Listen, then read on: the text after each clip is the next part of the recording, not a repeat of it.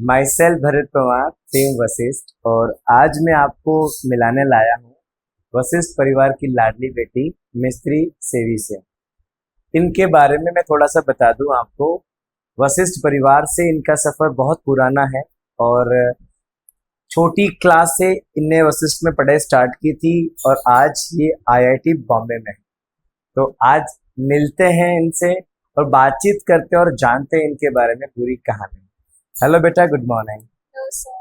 अच्छा बेटा, जब आपका आईआईटी का रिजल्ट डिक्लेयर हुआ था तो वो जो पहला मोमेंट था, वो जो खुशी थी, वो कैसी थी? काफी अच्छी मोमेंट थी, काफी खुशी हुई थी, बहुत प्राउड मोमेंट भी था। मतलब जो बहुत से लोगों को लगता है कि इम्पॉसिबल है, मेरे लिए भी जो इम्पॉसिबल टास्क था वो मैंने पॉसिबल करके दिखाया, तो वो काफी अच्छा फील हुआ था, काफी प्राउड फील हुआ था, काफी खुशी महसूस हुई थी। ये खुशी जो है ना, ये जो मोमेंट को जीने के लिए बच्चे कई रात मेहनत करते हैं और कितने सालों की इनकी मेहनत होती है, तब जाके से प्राउड मोमेंट आते हैं। मैं आपको बता दूं, इनका आईआईटी में सिलेक्शन ही नहीं हुआ, वो भी विद 12 सिलेक्शन हुआ। तो आज ऐसी हमारी लाडली बेटी के साथ इनकी पूरी जर्नी को हम डिस्कस करेंगे कि इनने कैसे पढ़ाई की थी, कैसा इनका पढ़ने की स्ट्रेटजीज वगैरह रही। तो मिलते हैं बेटा। मेरा पहला सवाल आपसे रहेगा कि थोड़ा सा अपने बारे में बताओ और अपनी फैमिली, थोड़ा सा अपना बैकग्राउंड और अपनी पढ़ाई थोड़ा सा हमारे सभी व्यूअर्स को थोड़ा ब्रीफ में एक बार बता दीजिए। वैसे मेरा नाम मिस्त्री शेवी है और right now I am student at Shri Vashishtha विद्यालय। और मैं पिछले 2 साल से जेई का प्रिपरेशन कर रही थी। जैसा कि आपने बताया था, मेरे मम्मी जो है वो एक टीचर है और पापा जो है वो शुगर फैक्ट्री में केमिस्ट है। तो काफ़ी नॉर्मल फैमिली बैकग्राउंड से हूँ, कोई ऐसा हाई प्रोफाइल नहीं है कि मतलब काफ़ी रिच और ऐसी फैमिली से भी नहीं हूँ, मिडिल क्लास फैमिली से हूँ। जूनियर ग्रेड से वशिष्ठ में पढ़ती हूँ, तो जूनियर ग्रेड से लेकर 12th तक पूरे 14 ईयर्स मैंने वहीं पे पढ़ाई करी है एवरी ईयर। सो काफ़ी अच्छी तरह से मैं स्कूल को जानती हूँ। लाइफ के जो बेस्ट 14 ईयर्स है वो मैंने वशिष्ठ में पढ़ के बिताए हैं, तो काफ़ी अच्छी फीलिंग है वशिष्ठ के साथ जुड़ने की। मैं आपको बता दूं, कोई भी सफर इतना स्मूथ और इतना शानदार कैसे हो सकता है? 14 साल का सफर, और इस सफर के बाद में भी शिखर पर आईआईटी बॉम्बे हमारे बेटी ने अचीव किया है, वशिष्ठ परिवार की बेटी ने अचीव किया है। तो कहीं ना कहीं इनकी मेहनत और इनकी लगन और इनके हार्डवर्क ने इन्हें आज वो अचीवमेंट दिलाया है। तो बेटा, मेरा अगला क्वेश्चन आपको ये है कि आपने डेफिनेटली आपके 10th के अंदर अच्छे 93% समथिंग आपके आए थे, तो आपको क्लियर था कि हमें वशिष्ठ में ही पढ़ाई करनी, क्योंकि आपने उसको काफी टाइम से आपने उनके साथ रहा और आपने अनुभव किया। बट जैसे ही आप 11th में आपने एंटर किए थे, तो 11th में जब एंटर किए थे, थोड़ा सा साइंस सब्जेक्ट लेना और साइंस में मैथमेटिक्स लेना, ये डिसीजन आपने कैसे बनाया? क्योंकि वैसे तो मुझे जेई प्रिपरेशन करना था, तो इसके लिए मैथ्स लेना ज़रूरी है। लेकिन फिर भी कभी कभी हमें 10th में ऐसा फील होता है कि मैथ टफ है, तो इसलिए मैंने 10th से मैथ्स का अच्छा प्रिपरेशन करा था ताकि मुझे आगे जाके प्रॉब्लम ना हो। इसीलिए फिर अब मैं काफ़ी अच्छी थी 10th में मैथ्स में, इसीलिए फिर ओके, मैंने 11th में मैथ्स चूज करी। Okay, very good. अगला मेरा सवाल है कि बेटा, इस पूरी 2 साल की जर्नी के दौरान बहुत सारे अप्स एंड डाउन आते रहते हैं, तो आपके सामने कौन कौन चैलेंजेस थे?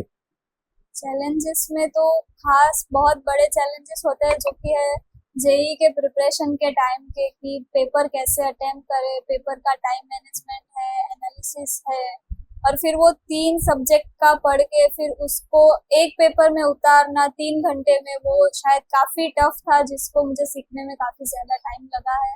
एनालिसिस में थोड़ा लाइक एनालिसिस करके उसमें कंसिस्टेंट होने में थोड़ा समय लगा, लेकिन वो जर्नी में शुरुआत काफ़ी टफ रही है। वो धीरे धीरे रास्ता स्मूथ होता गया, लेकिन जो शुरुआत थी वो काफ़ी ज़्यादा टफ थी। मतलब बहुत चैलेंजेस का सामना शुरुआत में करा, ऐसा मुझे लगता है। ओके। आज हर एक बच्चा जो 10th के बाद मैथमेटिक्स लेता है और वो जब पहली बार साइंस सब्जेक्ट लेता है, तो उसके सामने हर एक बच्चे के अलग अलग चैलेंजेस हो सकते हैं। कुछ बच्चे को सब्जेक्ट समझने में चैलेंज आते हैं, कुछ बच्चे को जो एग्जाम लेवल के चैलेंजेस, वो तरह के चैलेंजेस देखने को मिलते हैं। तो डेफिनेटली सफलता का पहला फॉर्मूला ही है चैलेंजेस। अगर आपको चैलेंजेस नहीं आ रहे, इसका मतलब आप सही डायरेक्शन में है ही नहीं। अगर आपको चैलेंजेस आ रहे हैं और आप वो फेस कर रहे हैं, तो इसका मतलब है कि आप सही डायरेक्शन में जा रहे हैं। और ये चैलेंजेस इस बात को इंडिकेट करते हैं कि आपको रेडी किया जा रहा है, राइट। तो इस पूरी जर्नी में कोई टर्निंग पॉइंट रहा जो आप शेयर करना चाहेंगे? टर्निंग पॉइंट तो मुझे लगता है कि जे मेंस के बाद जब मैंने एडवांस का प्रिपरेशन स्टार्ट किया था, तो एक बहुत बड़ा, मतलब मुझे ऐसा लगा कि 3-4 साल के प्रिपरेशन के सामने शायद मेरी 4-5 महीने की प्रिपरेशन नहीं वर्क करेगी। तो मुझे लगता है, मुझे ऐसा लगा था कि मुझे एडवांस नहीं देना चाहिए। डिमोटिवेशन लगा था कि बस अब मेंस के बाद आईआईटी नहीं जाना, एनआईटी से मुझे चलेगा, ऐसा लगा था। लेकिन फिर जो मैंने थोड़ा सा खुद पे फोकस करा और थोड़ा सा फिर से प्रिपरेशन को रीस्टार्ट किया, तो फिर मैंने सोचा कि जैसे मैंने मेंस को शुरू से दिया था, मतलब जो स्ट्रेटेजीज मैंने मेंस में करी थी, उन्हीं सारी स्ट्रेटेजीज को मैं अपने मेंटर के साथ डिस्कस करके थोड़ा सा और अच्छे से एडवांस में अप्लाई करूँ। तो उसी तरह से मैंने, वो एक ऐसा टर्निंग पॉइंट था ना कि उसके वजह से शायद आज मैं आईआईटी बॉम्बे में हूँ। वरना तो मुझे एनआईटी से भी हम एनआईटी से तब मुझे जो है वो एनआईटी से मान जाना पड़ता कि बस अब आगे नहीं हो सकता। जिन बच्चों के गोल बड़े होते हैं उनको ही प्रॉब्लम में आती है। आपने देखा कि इनके सामने भी ऑप्शंस थे, और ऐसा नहीं है, हर एक बच्चे के सामने ऑप्शंस आते हैं। बहुत बच्चे को, मैं बहुत बच्चों से रूटीन में स्कूल में जब मिलता हूँ तो देखता हूँ, बच्चे बोलते हैं नहीं सर मैं तो बोर्ड ही करूंगा, मैं तो गुजकेट ही करूंगा, मैं तो मेंस तक ही करूंगा। तो ये पार्ट ऑफ जर्नी है, ये आपके अंदर आएगा। बट आपको ये है कि वो उस चीज को समझ के अपने मेंटर से डिस्कस करके आप क्या सोच रहे हो, अंदर आपके दिमाग में क्या चीज चल रही है, आप उन तक रखो, ताकि वो आपको इसका आपके अकॉर्डिंग उसका जजमेंट दे सके कि बेटा आपको शायद ये आपकी कैपेबिलिटीज हैं, आप अपने आप को अंडरस्टिमेट कर रहे हो और आपको वो अपनी पावर को एक्सप्लोर करो, आप कर सकते हो। तो हर एक बच्चा कर सकता है, आईआईटी हर एक बच्चा जा सकता है। बट ये है कि आपको उतना करेज रख के काम करना पड़ेगा और पैसेंस रखना पड़ेगा। तो चलते हैं अगले क्वेश्चन के साथ में बेटा। तो इस पूरी जर्नी के दौरान आपके सामने अक्सर बच्चे मुझे पूछते हैं कि सर वो तो बहुत टॉपर्स होते हैं उनका, तो मुझे ये बच्चों को बताना है कि नहीं, जो बच्चे आईआईटी में जाते हैं वो भी नॉर्मल ही होते हैं, वो भी आप ही की तरह ही एक स्कूलिंग के साथ में मिलकर काम करते हैं। बट उनका पढ़ने का जो रूटीन है वो डिसिप्लिन प्रॉपर थोड़ा होता है। तो अपना थोड़ा रूटीन वगैरह के बारे में अपने सभी जूनियर्स को बताएं। वेल, सुबह 6:30 बजे से लेके 4 बजे तक तो स्कूल की वजह से कुछ, मतलब स्कूल में वो टाइम चला जाता था। उसके बाद ना 4 बजे से लेके शायद 1-1.5 घंटा मैं घर पे आके थोड़ा रेस्ट करती हूँ, थोड़ा माइंड फ्रेश हो जाए उस तरह से। ठीक है। लेकिन उसके बाद फिर जो है वो मेरा होमवर्क सेशन है, वो रीडिंग और प्रैक्टिस सेशन स्टार्ट होता है, जो कि शायद 11 से 11:30 और कभी कभी 12 तक पहुंच जाता है। तो मतलब शायद यही कुछ 7 से 8 घंटे घर पे आने के बाद। तो इस पूरे दौरान के अंदर पर डे के जो टास्क आप बनाते थे वो कितना जरूरी था? अगर वो टास्क आप नहीं बनाते और आप, एक बच्चा जो है टास्क नहीं बना कर कुछ भी अनऑर्गेनाइज में पढ़ाई कर रहा है और एक बच्चा है वो बहुत ही फोकस और क्लियर वे से पढ़ाई कर रहा है, तो इन दोनों को आप कैसा देखते हैं?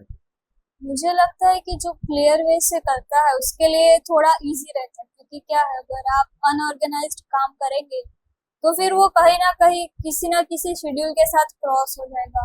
मतलब शायद आपने कुछ और पढ़ा, एग्जाम में कुछ और आ गया, तो फिर वो कहीं पे वर्क नहीं करता। शायद टीचर ने कुछ और पढ़ाया, आपने कुछ और पढ़ा, तो जो टीचर ने भी पढ़ाया है आपको शायद वो भी आपके दिमाग में ना बैठे। तो Okay. मुझे लगता है कि अगर आप ऑर्गेनाइज्ड वे से थोड़ा सा समझ के कि ऐसा टीचर ने आज पढ़ाया तो उसके रिलेटेड कुछ पढ़ूं तो ज्यादा अच्छा रहेगा, क्योंकि उसके साथ आपका रिवीजन और प्रैक्टिस सेशन जुड़ा हुआ होता है, तो वो काफी अच्छे से आप आगे बढ़ा सकते हैं। तो 2-3 चीजें बड़ी क्लियर है आपको, मैं बता दूं यहाँ पे कि आईआईटी हर बच्चे के लिए सपना अगर बनती है और वो सपना सपना ही रह जाता है, तो इसका मतलब ये है कहीं ना कहीं आपसे कुछ गलतियां हुई है। तो जैसे सेवी ने बताया कि ऑर्गेनाइज तरीके से आपको रहना पड़ेगा, डिसिप्लिन में रहना पड़ेगा और अपने आप को कंसिस्टेंट रखना पड़ेगा अपनी पढ़ाई को लेकर। और एक बेटा मुझे बहुत बच्चे मिलते हैं कि सोशल मीडिया को वो जरिया बनाते हैं कि सर नहीं हम थोड़ा रिफ्रेशमेंट होने के लिए हम तो सर सोशल मीडिया चलाते हैं। तो इसको आप कैसे देखते हैं? सोशल मीडिया क्या जरूरी है रिफ्रेशमेंट के लिए, या एक बच्चा जो आईआईटी की सीरीज तैयारी कर रहा है तो उसके लिए क्या सोशल मीडिया चलाना चाहिए या इनसे दूर रहना चाहिए? वैसे तो सबके पर्सनल ओपिनियन होते हैं, लेकिन मुझे एग्जैक्टली। लगता है कि थोड़ा सोशल मीडिया से डिस्टेंस होगा तो ज्यादा अच्छा रहेगा।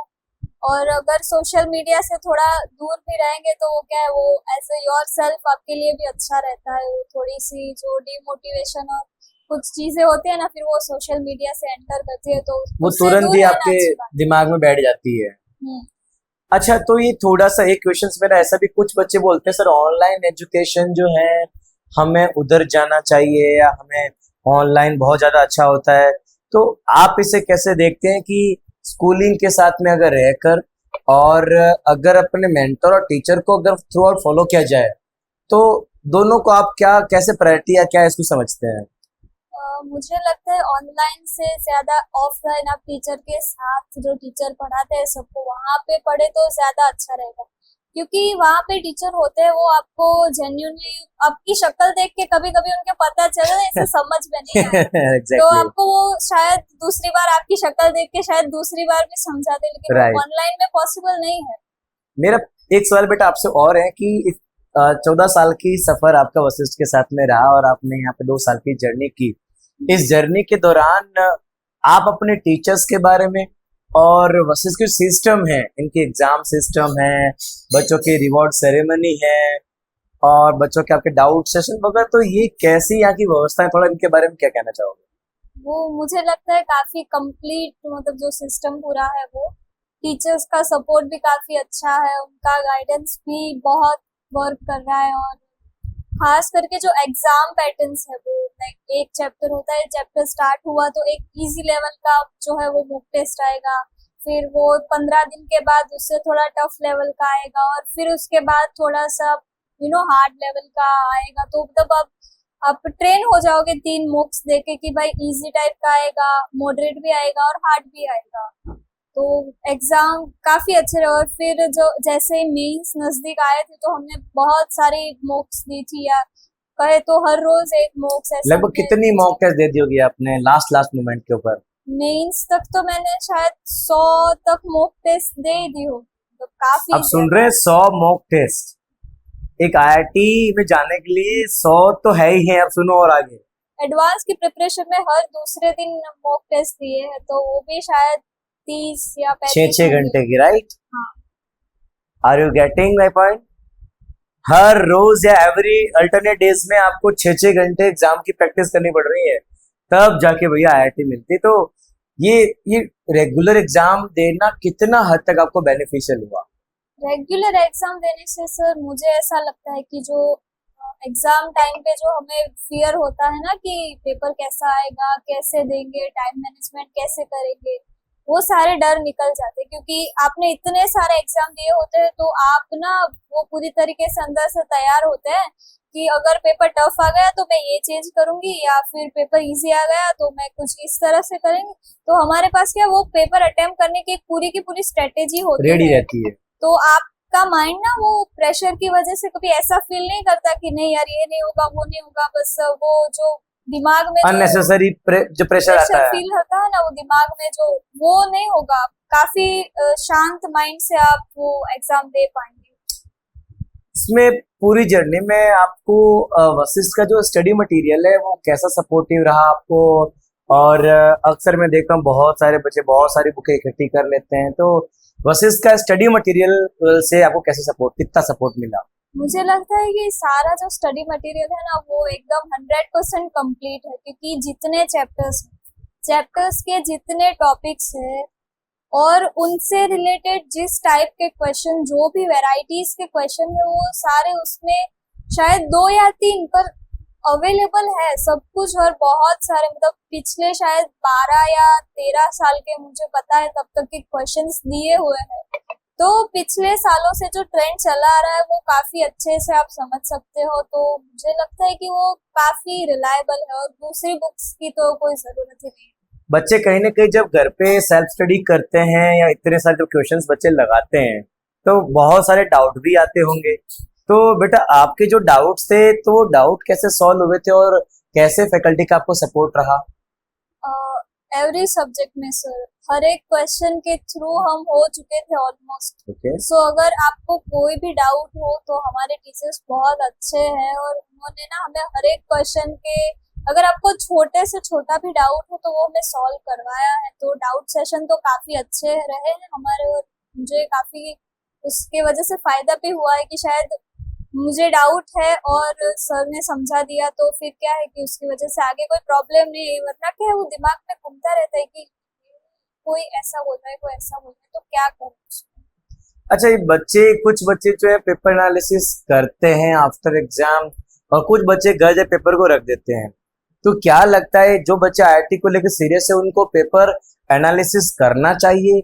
और करना चाहिए तो वशिष्ठ का जो पेपर जो करते हैं पर एनालिसिस सिस्टम कैसा और कितना बच्चों का हेल्पफुल कर रहा है? मुझे लगता है कि एनालिसिस करना बहुत जरूरी है। बिना एनालिसिस के तो मतलब कुछ भी पॉसिबल ही नहीं होगा, क्योंकि एनालिसिस करेंगे तो आपको आगे पता चलेगा कि मेरी मिस्टेक यहाँ पे हुई है, नेक्स्ट टाइम मुझे यहाँ पे ध्यान रखना है और नेक्स्ट टाइम ओके। शायद मैं इससे बेटर कर सकूं। क्योंकि क्या कभी कभी मान लीजिए कि आपके बहुत सारे नेगेटिव हो रहे हैं, तो फिर आप घर जाके उसका एनालिसिस करेंगे तो आपको पता चला कि मेरे जो नेगेटिव क्वेश्चंस हो गए उसमें से इतने तो मैं अच्छे से कर सकती थी, हाँ, लेकिन एग्जैक्टली। फिर भी नेगेटिव हो गए कुछ ना कुछ मिस्टेक की वजह से। तो मुझे लगता है कि अगर एनालिसिस कर लिया तो नेक्स्ट टाइम शायद हम पेपर अटेम्प्टिंग में ज्यादा ध्यान रख सकते हैं कि शायद आपने ओवर अटेम्प्ट किया और आपको फिर एनालिसिस करके मालूम पड़ा कि ओवर अटेम्प्ट करने की वजह से नेगेटिव हुए, तो आप अटेम्प्ट करने में ज्यादा ध्यान रख बहुत सकते अंडरस्टैंडिंग से आप उसको सॉल्व करेंगे। हैं। ओके।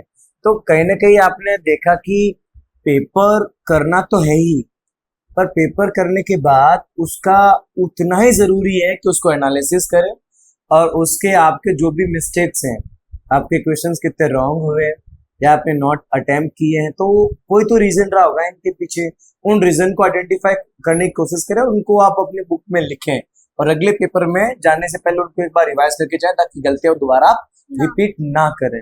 अगला मेरा क्वेश्चन बेटा आपको ये लेकर है कि इस आपके 2 साल के सफर के अंदर कई बार अपने फैमिलीज एंड ऑल की बहुत सारे फंक्शन एंड ऑल आते रहते हैं और कहीं ना कहीं as a part of family हमें जाना पड़ता है। तो बट एक सीरियस प्रिपरेशन के दौरान थोड़ा सा हमें उन्हें अवॉइड करना पड़ता है बिकॉज ऑफ कहीं ना कहीं वो आपके जो डे रूटीन के जो टास्क है वो पूरा करने में आपको डिफिकल्टी आती है। तो कैसा आपके साथ 2 साल में आपने प्रोग्राम सारे अटेंड किए थे या उन्हें कैसे आपने मैनेज किया? बहुत हद तक तो मैंने ट्राई किया कि ऐसे फंक्शंस की वजह से जो पढ़ाई है वो ना इफेक्ट ना हो उसे कोई, लेकिन कभी कभी अटेंड करने पड़ते हैं, लेकिन काफी हद तक मैंने उन्हें अवॉइड किया है। 2 साल से मतलब बहुत लिमिटेड कि कुछ जगह बहुत इम्पोर्टेंट हो तो ही जाना, वरना तो पढ़ाई पे ज्यादा फोकस करना चाहिए मुझे ऐसा। अच्छा, अब मेरा बेटा क्वेश्चन है कि बच्चे जो होते हैं कि बहुत बच्चों का प्रश्न आता है कि सर बैकलॉग मैनेज हम नहीं कर पाते हैं, वो अननेसेसरी टास्क में एंगेज हो जाते हैं और रिफ्रेशमेंट के नाम पे कहीं ना कहीं movies and web series and all वो एंगेज हो जाते हैं अपने आप को और अपने रूटीन के टास्क को छोड़ देते हैं। तो इस बैकलॉग की जो प्रॉब्लम है वो बच्चों को वाकई में बहुत एवरेज बच्चों को बहुत प्रॉब्लम आती है बैकलॉग का कंटेंट। तो क्या आपको भी बैकलॉग हुआ तो आपने उसे कैसे मैनेज किया? वैसे तो मैंने ट्राई किया था कि मुझे बैकलॉग ना हो, लेकिन कभी कभी बैकलॉग जनरल होते हैं कि हमें अंडरस्टैंडिंग ना होने की वजह से बैकलॉग को वो जेन्युइन तरीके से रह जाता है, ओके। कुछ ना कुछ तो बैकलॉग हो ही जाता है। तो मुझे ऐसा लगता है सर की जो संडे है ना वो बेस्ट दिन है। ओके। उस दिन आप अपने सारे बैकलॉग्स को हटा सकते हो और ऑन द वे आप जिस पटरी पे चल रहे हो उस पे और तेज आगे बढ़ सकते हैं। तो मतलब मैंने तो संडे का काफी अच्छे से यूज किया है कि हर संडे को अगर कुछ पूरे वीक में कुछ छूट गया हो तो उसको करने के लिए मैं संडे को यूज करूँ, और मुझे उससे काफी हद तक फायदा भी हुआ है। बाकी तो बैकलॉग की वजह से प्रॉब्लम्स बढ़ती जाए उससे अच्छा है कि हर संडे उसको लेके निपटा दिया जाए उसको। ओके। तो संडे भैया सोने के लिए तो होता ही है, बट इसका मतलब ये नहीं कि आप दिन भर सोते ही रहे। आपको अपनी जो बैकलॉग्स हैं और अपना जो पूरे वीक में जो पेंडिंग टास्क रह गया है उसको टाइम निकाल के उसे पूरा कर दिया जाए। अच्छा बेटा बताओ कि इसमें कई बार आपने काफी लो फील किया होगा या कभी अप्स एंड डाउन्स आते, तो वो जो बाउंस बैक की जो पावर है अंदर से, कई बार हम अच्छा करते फिर भी अंदर से टूटने लगते, तो कभी ऐसा लगा कि नहीं आपने भी जब डाउन फील हुआ और वापस मम्मी पापा अपने स्कूल में सर ने आपको दोबारा रिवाइव और बाउंस बैक करने के लिए मोटिवेट किया हो? हाँ, मतलब कभी कभी ऐसा हो जाता है क्योंकि पेपर अटेम्प्टिंग में कोई मिस्टेक हो जाए या फिर हमें कुछ नहीं आता तो कभी ऐसा हो जाता है, लेकिन मैंने उससे ज्यादातर सीखने की ट्राई की है कि ऐसा भले ही हो गया लेकिन अगर नेक्स्ट टाइम ये एग्जाम में आएगा तो मैं अच्छे से प्रिपेयर होके जाऊंगी और सर टीचर ने इसके रिलेटेड जो भी कोई एडवाइस दी है या पेरेंट्स ने जो भी बोला है वो ध्यान रख के फिर उसे नेक्स्ट टाइम ऐसा ना हो ऐसी पूरी की पूरी ट्राई करूंगी। तो वो लो फील हो ना उसके बाद ना जो बाउंस बैक, वो सेटबैक के बाद जो बाउंस बैक किया है ना वो मुझे मतलब काफी फायदेमंद भी रहा है, क्योंकि क्या है कभी कभी सेटबैक भी जरूरी है। मतलब अगर आपने ऐसे ही कुछ सब तुक्के लगाते हैं वो सब रैंडम, उसकी वजह से शायद आपको कभी मार्क्स आ गए, फिर आपको नेक्स्ट टाइम तो फिर आपने क्या पढ़ा नहीं उसके बारे में कि हो जाएगा ऐसे करके, लेकिन फिर नेक्स्ट टाइम जो है वो आपको पता चलता है बहुत बड़ा झटका लगता है। उससे अच्छा पहले ही थोड़ा सा सेटबैक हो गया तो हम बाद में प्रिपेयर रहेंगे कि नहीं ये आएगा तो मुझे थोड़ा अच्छे से और करके जाना चाहिए प्रैक्टिस, ताकि मुझे वो सताए नहीं, वो पेपर अटेम्प्ट करने में मुझे फायदा हो और मतलब जो मिस्टेक्स मैंने पास्ट में करी थी वो मिस्टेक्स ना हो। सो मेन मुझे लगता है कि वो जो ना आपको लो फील होने के बाद जो आपको जो मिस्टेक हुई थी ना उसमें से अगर सीख के लर्निंग जो है वो काफी करेंगे तो इम्पोर्टेंट है। काफी अच्छा रहेगा, वो मिस्टेक दोबारा नहीं। अच्छा, अब देखो गलती होना कोई बड़ी बात नहीं है और हर व्यक्ति गलती से सीखता है और हर एक के जीवन में उतार चढ़ाव डेफिनेटली आते हैं, बट आप अगर उन्हें वहीं पे गिव अप कर दोगे तो डेफिनेटली आगे कैसे बढ़ोगे। तो एज ए स्टूडेंट और एज ए पेरेंट आप अगर ये वीडियो सुनते हैं तो हर एक व्यक्ति चीजों को सीख ही आगे बढ़ा है, तो आप भी अपनी गलतियों से सीखें और उनको समझ के आप उनको कैसे आप ओवरकम कर सकते हैं और उनको करके आप दूर आगे लाइफ में बढ़ सकते हैं।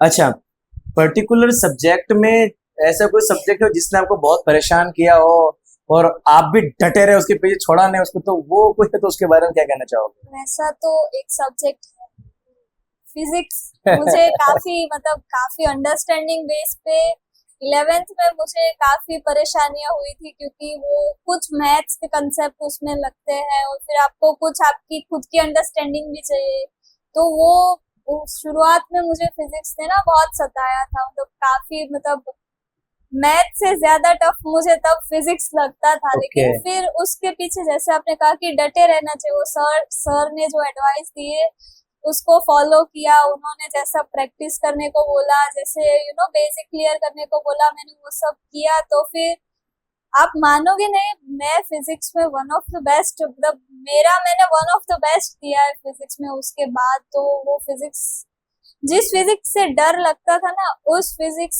को ना ऐसा लगा कि बहुत ही अच्छा फिजिक्स बहुत अच्छा है, उसे पढ़ने लायक सब्जेक्ट है ऐसा लगने लगा अंदर से। मतलब कहीं ना कहीं ये होता है कि देखा आपने, जिनसे डर लगता था आज उससे ही इतना इंटरेस्ट लगने लगा सब्जेक्ट के अंदर आपको, तो कहीं ना कहीं जब आप उस सब्जेक्ट के पीछे इतनी शिद्दत से पढ़ जाते हो ना तो सब्जेक्ट भी कहीं ना कहीं आपसे जुड़ जाता है। तो आपके जो जूनियर्स हैं जो अभी शायद 10th में पढ़ाई कर रहे हैं, 11th में भी ले रहे हैं या फिर बोर्ड इस साल 12th बोर्ड देने वाला है, जो जे देने वाला है, तो आप इन बच्चों को अलग अलग क्या क्या एडवाइस देना चाहोगे? पहले 10th वाले बच्चों से शुरू करें। 10th वाले बच्चों को मैं यही बोलूंगी कि ना आपको पहले 10th में जो भी कोई मैथ्स के रिलेटेड बेसिक है ना वो काफी अच्छे से समझ के उसको अच्छे से प्रिपेयर कर लेना चाहिए, क्योंकि 10th का मैथ्स जो है ना वो 11th 12th में सिर्फ मैथ्स नहीं, फिजिक्स है, केमिस्ट्री है, सब में वो लगेगा, क्योंकि मल्टीप्लिकेशन डिवीजन ही नहीं उसके साथ साथ जो कुछ ट्रिगो खास करके सबको टफ लगता है वो काफी जरूरी पार्ट है। और अगर 10th में आपको ट्रिगो हार्ड नहीं लगता तो फिर 11th 12th में बहुत हद तक वो आपको नहीं परेशान नहीं करेगा, वो आपको अच्छे से आप उसको आप बहुत अच्छे से आगे पढ़ सकते हैं, क्योंकि जो 10th में ट्रिगो है वो बेसिक है, अगर उसको अच्छे से पढ़ लिया तो फिर 11th 12th में ट्रिगो कॉन्फिडेंस पढ़ने आ में जाएगा आपके अंदर। कॉन्फिडेंस तो आएगा ही, आप अच्छे से स्मूथली उसे पढ़ भी पाएंगे। उसके बाद 11th के स्टूडेंट्स को तो मैं यही बोलूंगी कि ना, मतलब शुरू शुरू में डर मत जाइएगा। वो शुरुआत तो वैसे भी थोड़ी टफ होगी, लेकिन फिर आगे रास्ता स्मूथ होता जाएगा। फोकस्ड रहिएगा, डर मत जाना कि भाई फिजिक्स में रोटेशन आता है, फ्लूइड आता है, एसएचएम आता है, तो वो तो आएगा ही, लेकिन आप अगर थोड़ा अंडरस्टैंड करेंगे, अच्छे से सीखेंगे, आपके जो सर टीचर ने आपको जो भी एडवाइस दी है, पढ़ेंगे जिस तरीके से उन्होंने बोला है कि इस तरह से इसे प्रिपेयर करो, अगर वैसे किया तो मुझे नहीं लगता कि वो भी टफ लगेगा। और 12th में तो बोर्ड्स है, मेंस यस, है, बोर्ड है, एडवांस, मेंस है, एडवांस है, गुजकेट है, तो उन बच्चों के लिए स्पेशल मैसेज। उनके लिए तो मैं कहूंगी कि आप ना अगर मेंस एडवांस की प्रिपरेशन बहुत अच्छे से कर रहे हो ना, तो बोर्ड और गुडसेट काफी हद तक आसान हो जाएगा। हाँ, आपको थोड़ी प्रैक्टिस फिर भी लगेगी, लेकिन अगर आपने मेंस लेवल पे अच्छे से पढ़ा होगा, मेंस और एडवांस लेवल पे, तो मुझे नहीं लगता कि वो जो बोर्ड कुछ लेवल पे ना अलग उतना आने टफ वाला होगा। उसमें। उससे आपको ना तो मेंस एडवांस पढ़ने के बाद ना बोर्ड्स भी थोड़े से इजी लगेंगे, क्योंकि आपने कैलकुलेशन जो है वो बिना कैलकुलेटर के करनी सीख ली होती है, तो आपके पास स्पीड तो वैसे भी होती है, अंडरस्टैंडिंग भी होती है, तो फास्ट, थोड़ा सा फास्ट आपको स्पीड चाहिए थोड़ी सी, लेकिन मुझे लगता है कि अगर आपने मेंस एडवांस किया है तो बहुत दिक्कत नहीं आती बोर्ड्स में। अभी आपने सुना सेविको की कंप्लीट 2 साल की जर्नी का, इनका सफर कैसा रहा, और चलिए इनसे पूछते हैं कि अब आईआईटी में तो पहुंच गए हैं, तो बेटा अब आगे आपका क्या गोल है? वैसे मैंने जो ब्रांच ली है सिविल, उसमें मुझे थोड़ा डीप नॉलेज गेन करना है अच्छे ओके, से, ओरिएंटेड, मुझे थोड़ा सा उसके रिलेटेड जो भी कुछ नॉलेज है वो गेन करना है थोड़ी हायर स्टडीज के साथ। और I am more interested in team oriented works. So मुझे लगता है कि मुझे टीम ओरिएंटेड जो भी वर्क होता है, जैसे कि प्रोजेक्ट डिजाइनिंग है और स्ट्रक्चरल डिजाइनिंग है, सो उसमें मुझे मिलकर लगता है काम कि करने मैं में काफी रुचि है। उसमें थोड़ा सा ज्यादा इंटरेस्टेड। ओके, तो मैं लास्ट में कंक्लूजन करते हुए इतना ही कहना चाहूंगा कि वशिष्ठ परिवार में जो है ऐसी बहुत सारी सक्सेस स्टोरीज लिखी जाती हैं, जहाँ पे बच्चे जुड़ते हैं अपने सपनों को लेकर और सपनों को सच करके यहाँ से निकलते हैं और अपनी एक नई दुनिया बनाते हैं। तो आपने आज सेविक को सुना, और लास्ट में वशिष्ठ परिवार और वशिष्ठ परिवार की पूरी टीम के लिए क्या मैसेज देना चाहोगे? If there is Vashishtha, it is obviously possible. मतलब वशिष्ठ छे तो विश्वास छे, जो आप स्कूल में कहते हैं उसे। हमारी जो एक टैगलाइन है, वशिष्ठ है तो विश्वास है, और ये विश्वास बच्चों की वजह से आया है। इन बच्चों ने भी मेहनत की है, सारे फैकल्टीज ने मेहनत की है, सिस्टम को और स्मूथ डे बाय डे बनाया, बच्चों के रिजल्ट ओरिएंटेड बनाया है, उनके सिलेक्शन ओरिएंटेड बनाया है, और आज जाके ऐसे चीजें हकीकत में प्रूफ होती है। तो एक डायलॉग जो हम बोलना चाहेंगे, 12th में A1 तो नहीं मिला, लेकिन एडमिशन आईआईटी बॉम्बे में मिला। अच्छा किया एडमिशन वशिष्ठ में लिया। वशिष्ठ है तो विश्वास है।